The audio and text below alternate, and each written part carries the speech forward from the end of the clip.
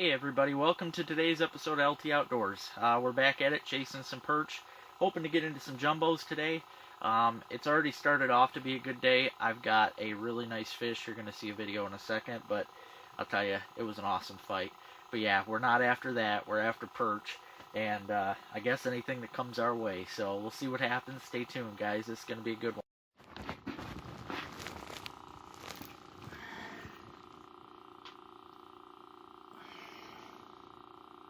It's a big fish.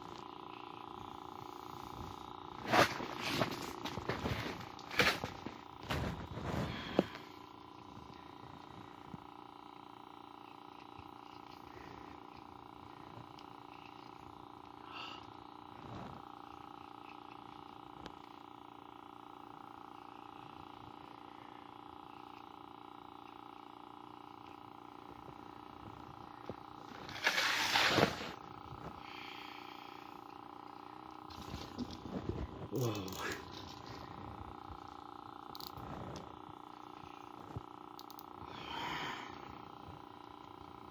Whoa.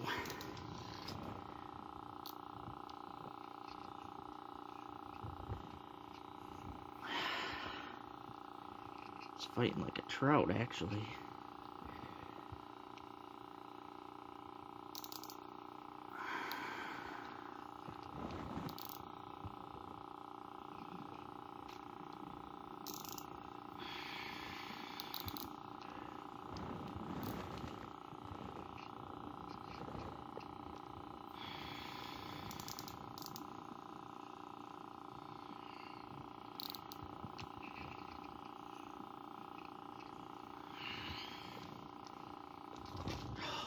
Man.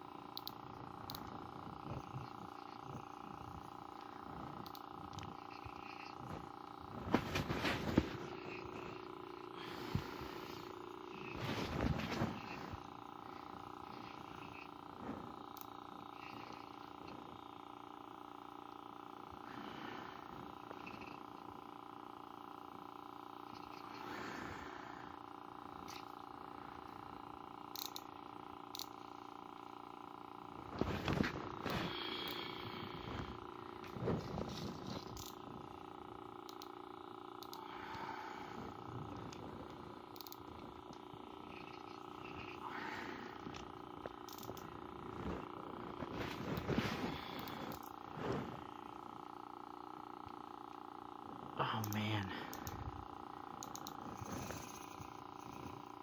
I can see a fish under the ice. It's insane.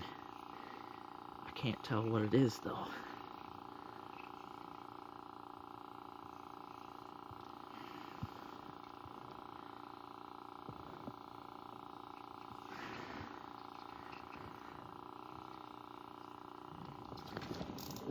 Oh man.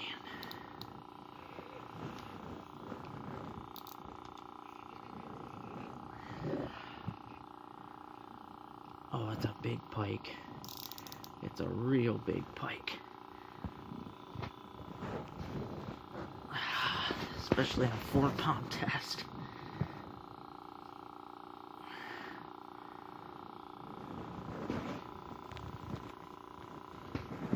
God.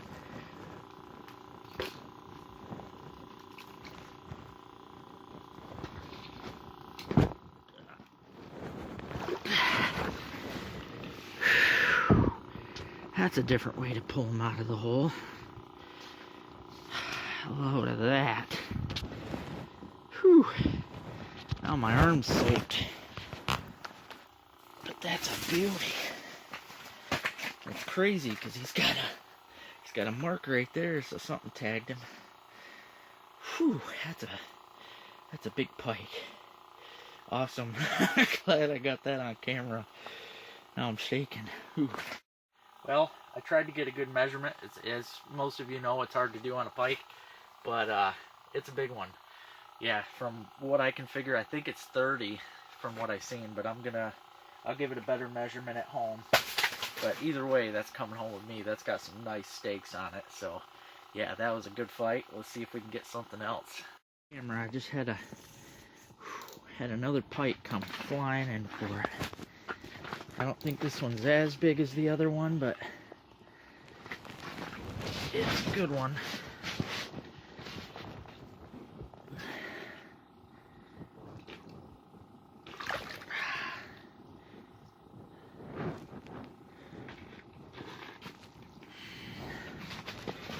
Yeah, just a little one there. Still awesome to catch them on a rod and reel, though, I'll tell you. They put up a crazy fight. That was on that forged middle jig with a waxy. I can see it hiding down his throat. I'm gonna have to get that out. Sweet. Yeah, this one here is only 23, so we're gonna be plopping him back in the hole. They gotta be 24 here in Michigan. Calm down, big buddy. They sure do throw a fit. I guess he wants to go down my minnow hole.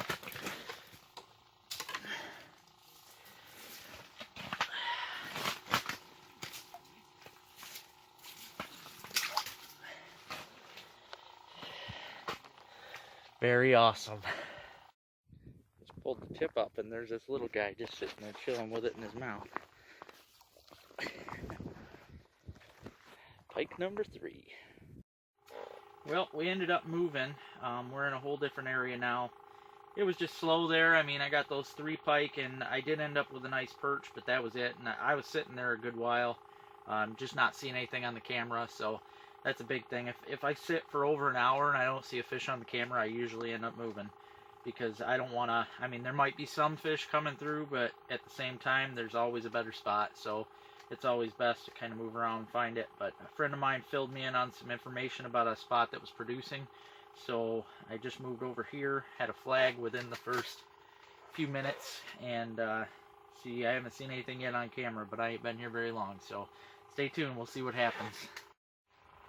Well, I haven't been here very long, and I just got this toad. That's a big one, and he had a friend, but I couldn't get down there quick enough to get him, so let's hope he comes back, hoping to get into a pile. Hey everybody, one thing I wanted to talk about today. I've heard a lot of bad things said about these hub style shanties, as far as putting them up and having them in windy conditions. Now, one thing that I hate about that when I hear somebody complain about it, I mean, yeah, it makes it harder to be mobile, during windy conditions, because these things become like a big old kite. But that don't mean you can't fish in those windy conditions. Most hub style shanties, in fact, I think all of them, come with stakes. These are tie down stakes, and I'll tell you, these things are all that's really needed. I've been in 40+ mile-an-hour winds, negative degree days, just insane. I've been out in those days with this shanty, and it's put up with it just fine. These things right here, it's amazing how much they can put up with. And the shanties themselves, they've got tie down strings on the outsides that you can also hook these to keep the sides and the front and that from blowing in on you, which it happens. So sometimes I put these on, but most of the time it's not necessary. Like today, I think it's blowing 10 mile an hour, sometimes 15, maybe with a gust. But I've got stakes on every corner of the shanty. You can actually see one right down in there by the camera. I've got stakes all around the shanty like that, and that's all it takes. Like I said, 10 mile an hour winds, and it fixes it. Also, the hub-style shanties have a skirt that goes around the outside of the shanty. And on that skirt, it's great if you've got snow, because you can cover that skirt up with snow or with slush and just, cover it all around the shanty if you can. And that keeps the wind from blowing in the shanty. And I'll tell you, it's amazing how warm these shanties can be because of that skirting. It's really a great invention, these hub-style shanties. And like I said, on the non-windy days when you can move around a lot, it's easy to do. These things pack up in a bag real nice. There's no fuss with getting them in the bag. I've also heard people complain about that, but I'll tell you, these things come with an oversized bag. It's not like a tent. I can't get a tent back in a bag to save my life, but these hub-style shanties, it's easy every time to put this thing in the bag. So anyways, I just wanted to tell you, though, these steaks are incredible, and so is the hub-style shanties. This one made by Freybills dealt with a lot of bad days. So, yeah, I just wanted to let you know it's a great, great way to go if you're looking for a shanty. Not gonna lie, it's super slow today. It's crazy. This morning, I thought it was going to be on fire. Get those two big fish, one after another, and then that perch. Yeah, it's just been super slow. It's been a few hours, actually, since I caught that last perch. I've only got the two perch and a pike. Real slow. Yep, you have these days, though, sometimes. You just never know.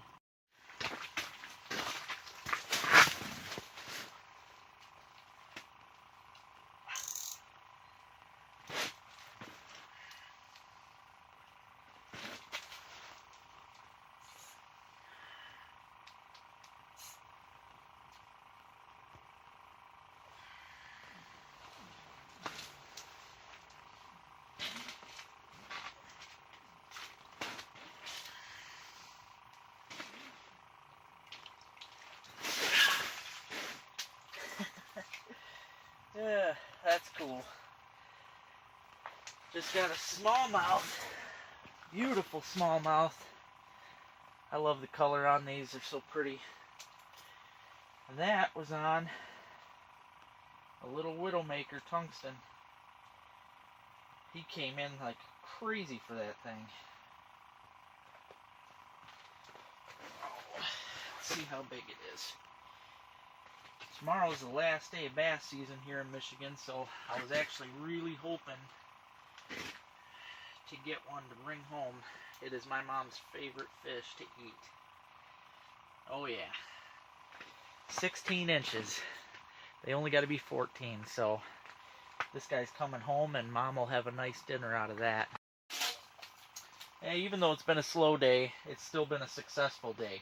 Any day in my book that you catch fish is a successful day. So, plus we got a neat mixed bag going so far. I'm going to give it another hour or so, see what happens. But, yeah, super slow, but you know what? Got some fish. That's all that matters. Now, I don't believe I've mentioned it yet in any of my videos, but the fish line that I use throughout the winter is 4-pound test monofilament. That is all I use on my rods. That's pike, steelhead, perch, walleye, you name it. That's all I use on these rods. This is the rod I've been using today that I've caught the 30-inch pike on, the bass, the two smaller pike. Caught them all on this rod, 4-pound test. You don't need the really heavy line. You just don't need it. In fact, I feel that I probably get more hits because I'm using lighter line. I've noticed on the camera, if I use, let's say, 8-pound test, it almost looks like a little rope down there. I don't know if the fish can see it, but I sure can. And I feel that if I can see it, then I don't want to use it. So, yeah, 4-pound test is all I use on my rods. Even in the summertime, when it comes to my panfish rods and my trout rods, 4-pound test. That's it. That's all I use.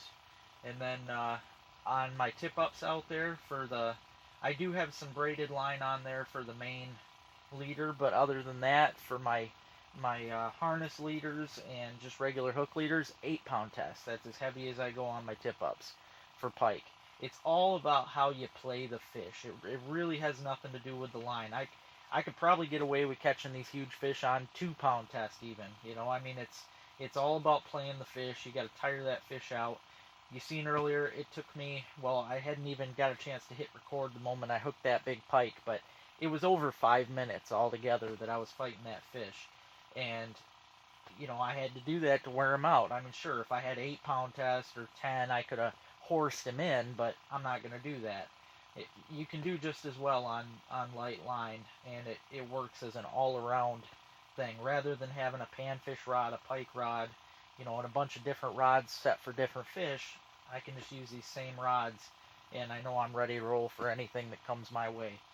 You got to be ready for anything when you go fishing. It's pointless to go fishing and not expect the unexpected. So, yeah, hope I'm able to teach you guys something. I'm gonna fish a little bit longer here, hoping something comes through. I ain't seen a perch in at least 3 hours, so it's getting ridiculous. But we shall see. Well, I hope you guys enjoyed today's episode. Sorry, it was definitely pretty slow. I mean, I fished hard, 8.5 hours, and only kept 3-4 fish. That's pretty bad, but I had some fun anyway. Like I said, I was on the ice, I was fishing. That's what matters. So it's a good way to live. But yeah, we'll get them again. Make sure you hit that subscribe button so you don't miss out on any of the adventures I have to offer. There's going to be lots to come.